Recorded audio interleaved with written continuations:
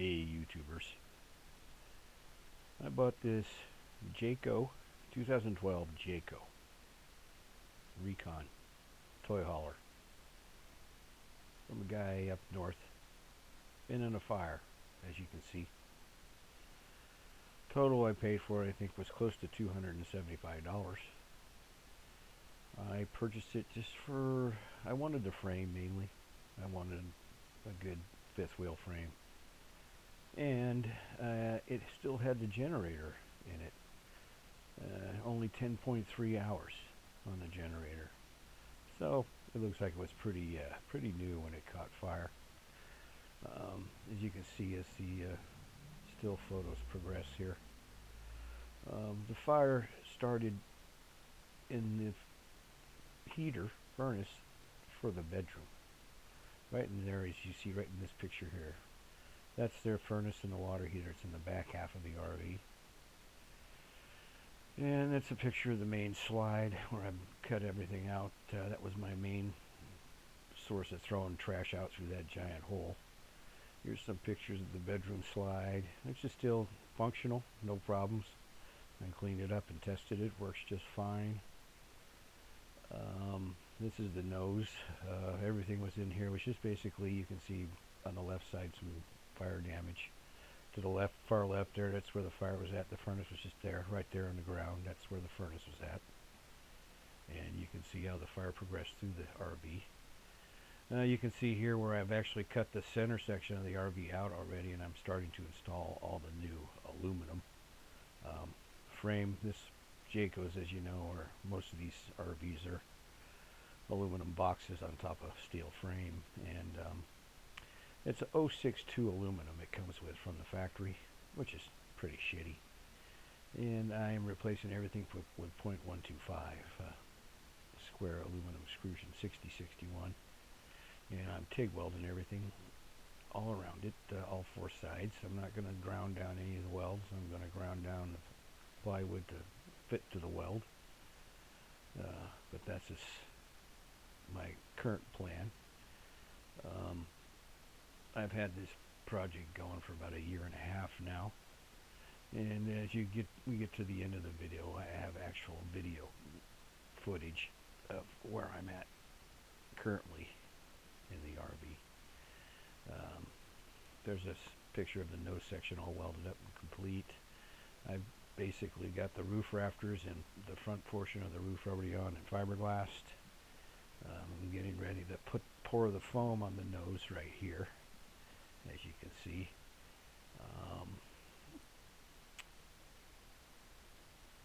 The nose is a different format than the original nose. It was, the bulb part of the nose was down lower. I moved it up higher because I've had problems with the nose hitting the cab or getting close to the cab.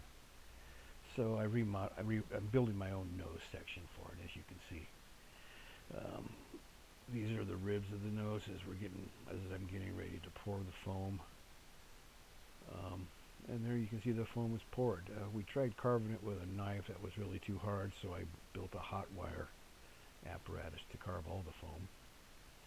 And that's just basically a preliminary roughing. I'm going to change it as I go on, but I mainly want to get the roof built next, finish the roof off.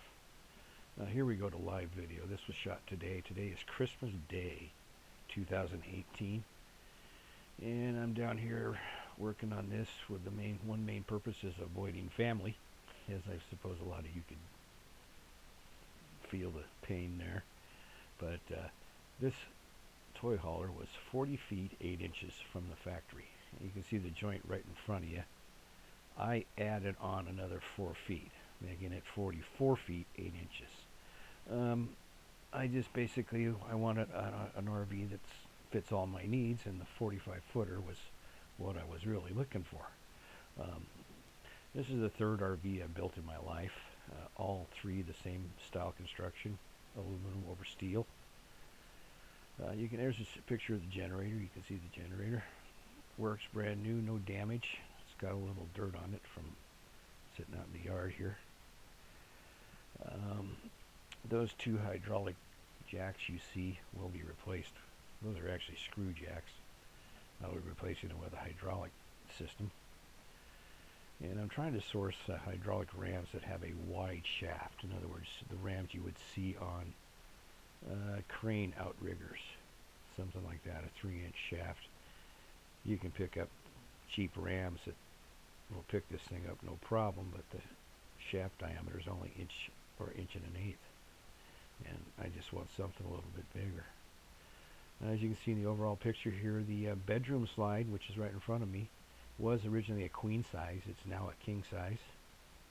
And that's the main slide. That was the original slide right there. Right here, as you can see, the soot marks from the furnace fire. I haven't cut that section out yet. That section I haven't decided what I'm going to do there yet. So that's the old original aluminum. But everything else around it is the new thick inch and 0.125 inch and a quarter by 3 rectangular tubing throughout the RV. If you all also notice the rafters up above, I'm not going to have anything on the roof except for solar panels and a satellite dish, and on the back I'm going to have like a deck. So it's basically going to be a toy hauler, race hauler with a deck on the back. Right there I'm looking at some nut plates, and those are 3/8 stainless steel all thread that are anchoring my aluminum to my steel.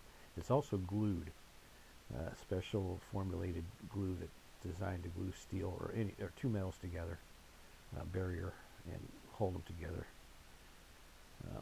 I also am strengthening the frame. You can see the extension out there where I added the extra 4 feet of the 2x6 square tubing. That's where the old frame ended, right there on the bottom. I'm also going to add another piece of 2x6 square tubing near the bottom of the frame where once I locate the axle trucks, I'm going to put in 3 new 10,000 pound rated axles that will be air suspension, air ride, swing axle, not an independent axle. And I'm going to put a complete air system in the RV, so I can run the air coils or air springs and also tires and other stuff like that, along with hydraulics. I'm also going to custom make all my own fluid tanks. The tanks this unit came with basically don't fill up the complete space, and since I basically added 6 inches to the frame, I can make the tanks twice as deep. And I'm going to move all the tanks to over the axle or behind the axle so I can keep my center of gravity to the rear. Since I did extend it 4 feet, I do need to relocate the axles back between 8 inches and 16 inches. And according to my calculations, if I go back a complete 16 inches, that would be roughly 3,000 pounds on my tongue. That's a picture of the joint right there. It's actually sleeved. There's a tube inside a tube, 2 inches each side of that joint. That was the old, that's where I cut it off. In other words, to make the extension of the garage a full 12-foot piece, not have it spliced anywhere in between. And this is also almost the center where the trucks will sit, the axle truck. So I kind of try to keep that joint in a good location. And it is sleeved, like I said, it is all sleeved. And don't worry about the rust. I'm going to sandblast the whole frame before I coat it with epoxy. And I'm not going to touch the aluminum. That'll all be left as is. I will be covering it with a 1/4 inch plywood, and then the whole thing will be completely fiberglassed, top to bottom, more or less like a sailboat or a motorboat, not like an RV. Major problem I have with RVs is the joints. You can seal those joints yearly like they tell you to, but within a couple months there's at least one crack somewhere, and it's just a maintenance issue. And you know, I assume some of you are going to say, well, you know, that's going to crack anyways. But this is the 3rd RV I've built this way. This is the 2nd one I've done in aluminum. And a friend of mine who builds sailboats for a living, when you even mention this to him, he would laugh his ass off, saying that sailboats take a lot more torture than an RV will ever take, pounding on waves. And of all the RVs I've been involved with that are a complete, composite construction of the whole exterior, none of them have cracked yet. My uncle built a Super C on a Freightliner chassis. He did his all in steel tube, and he has never received a crack in his epoxy coating yet. And the other ones that I have been involved with are both toy haulers / race car trailers, and they have shown no signs of cracking, and they're all over 20 years old. So I'm going to do the same thing here. There'll be no joints on this whole thing. The roof will be nothing but solar panels except for the back deck, and I am going to put a curb on the roof like you see on a bus style Class A RV, where I'm going to mount the awnings. And so right now the frame as it sits in the way I've got it planned, it's 12'6", and then I'm going to add 6-inch curb, which will put it right about 13 feet. The factory specs say this thing is 13 feet at the tallest point, but the air conditioners on there were 14 inches tall. And it also was not a flat roof. It pitched back from basically the front bedroom back to the garage. In this current formation, it's straight from right there from this joint where you can see those two rafters. It's straight all the way back, one uniform size. And again, you can see the rafters. I custom built those rafters mainly with the purpose of running all my mechanicals, my water vent pipes, and all my ducts through there. I'm going to run the electrical underneath the RV. And I've got the roof all the way back. This is where the garage section started, where you can see where that rafter ends. And I did that section first. This is the second section I'm doing on the back. Those things are shiny because they're all coated in epoxy and fiberglass cloth for strength. It is not UV stabilized epoxy, so I do have to get it covered up rather quickly. But that's why I'm here working on it today.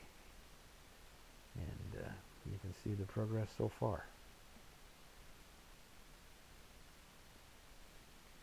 I am going to build a lift gate style tailgate on the back. Most of you know that the Jayco style toy haulers on the back 2 or 3 feet of the garage is slanted down to meet the tailgate.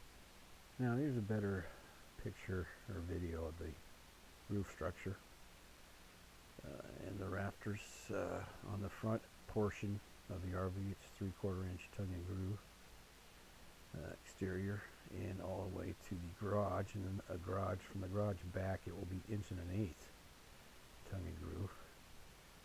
And what I plan to do is on the roof is going to be all solar panels except for maybe a satellite dish all the way to the garage.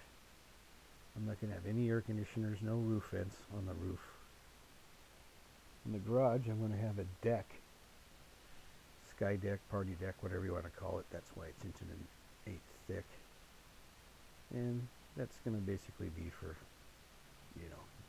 viewing scenery, whatever. The roof will also have a curb on it. Right now, the way the thing sits and the way I've got it all designed out, it's 12'6" to the top of the roof. I'm going to put another 6-inch curb on the roof where I'm going to mount the awnings.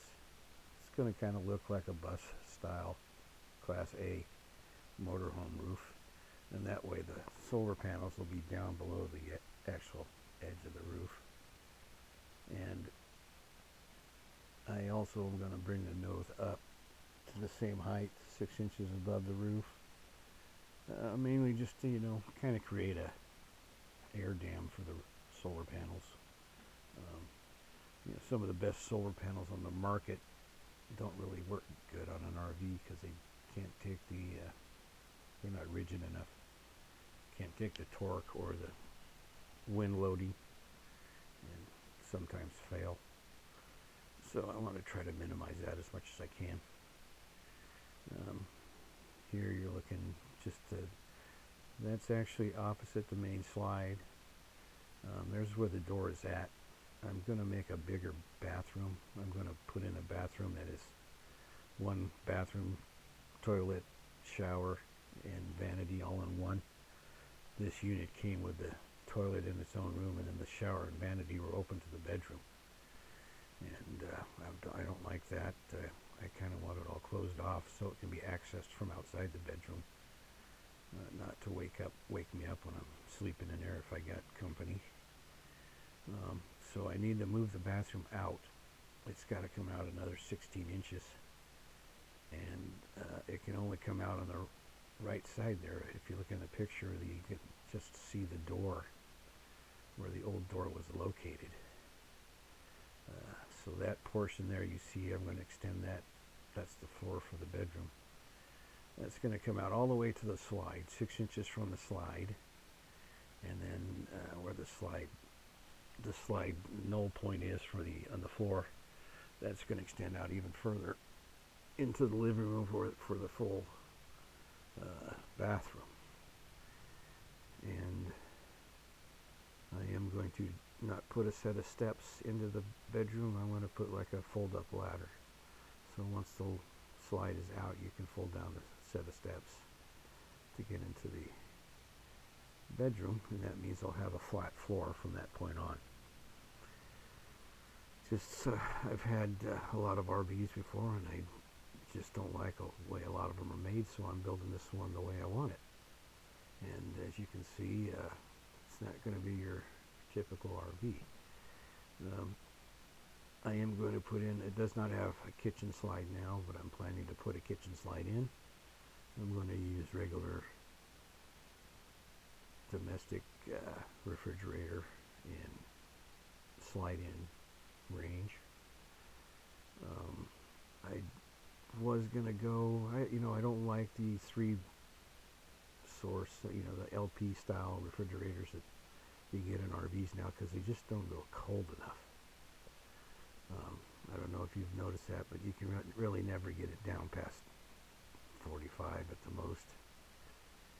All the ones I've ever had, that's the way they've worked. And since I plan to have this thing completely solar powered, I should be able to run the refrigerator off the solar and the battery pack. And the battery pack, speaking of battery packs, I'm planning to use something like the Nissan Leaf or the Chevy Volt batteries. A lot of YouTube people have converted those things for RV use, and that's what I plan to do. Everything I've got, right now you're looking at the floor that's the storage. That's where the fire started. Right there, in this little opening. And you can actually see some soot still on that old piece of aluminum there. That's all going to be cut out when I figure out how I'm going to build that section. I'm still debating on that. This is where the 2 propane tanks are located, right next to the generator.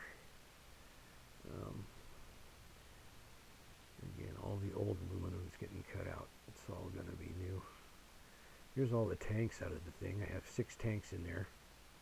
2 fuel tanks, 2 gray water tanks, a black water tank, and a fresh water tank. By the way, those are all for sale. If anybody wants them, I'm not putting those back in. The main problem I have with them is they don't take up the whole space of the bay. So it's a lot of wasted space. I'm custom making fiberglass foam sandwich panel tanks right now as we speak. They're going to be about roughly twice the capacity. It's going to be right around 150 gallons of fresh water and about 100 gallons each, 120 gallons each of gray and black. And those will all be in the frame with actually a room to insulate around them. And I'm going to have a spout that's going to drop out just below the the second set of my 2x4, 2x6 channel, or I mean square box tube. And you can see I've cut out a lot of old steel. I still haven't got in there to reinforce any of this yet because I haven't finished designing the air suspension. That's going to go right in this location. My main purpose today and the next few days is to get the rest of the rafters on and get the roof on and get it fiberglassed, because I'm in the central coast of California here, and we're experiencing our first winter, our first set of rain for the winter.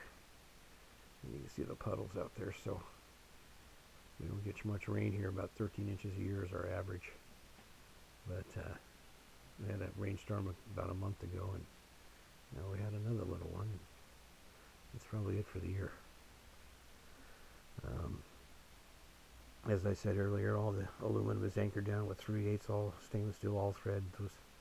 Those all threads will be cut off, and those nuts will actually be welded, and those nut plates will be TIG welded to the aluminum. This is where the factory. This is the original super slide, or living room slide, whatever you want to call it. It's 13 feet 8 inches. And directly across from there, you can see the opening for the door, which is all going to get cut out. All those aluminum studs on that side are just tacked in. They're not completely welded. I'll be cutting those out once I figure out how big this slide is going to be. I'm planning to purchase the appliances first and build the slide basically around the appliances. As I say, I'm going to use regular residential refrigerator, freezer, and slide-in range. All gas. Range will be gas. And I'm going to have a regular microwave vent top above the kitchen. And there's one of my RVs, and you can see right there at the bottom, one thing, my major complaint about RVs are the joints. And that joint right there was caulked about less than 6 months ago, and it's already separated. And you can see where water flows down that crack and comes out the bottom. The main reason I just don't want to deal with these joints anymore. And as I said, I've done it before. This is the first one I built for myself completely. But I'm building it the way I want it. Here's basically an overall look of the project. Like I say, it's been about a year and a half. Right in the middle of the project, I had to have back surgery on my neck following an accident. But I'm getting to where I can get about 10 hours a week in on it. I don't want to work too much. All the other projects I've done in my life, you get burnt out from working on it. So I have restricted how many hours I can work on it. And so far I've kept to it. But again, here's the project. It's sitting on jack stands, except for the front. They're still in the original stands. And they are cross-welded, so don't think it's going to fall over. All the jack stands you see right there are welded to the frame. And underneath they're cross-welded so they can't rack or tip over. And I've actually tried it a couple times. But that's the project. I hope you enjoy it, and I'd like to hear your comments down below, and I'll start recording more videos now that I got it going, and I'll keep you guys updated. Thanks for tuning in.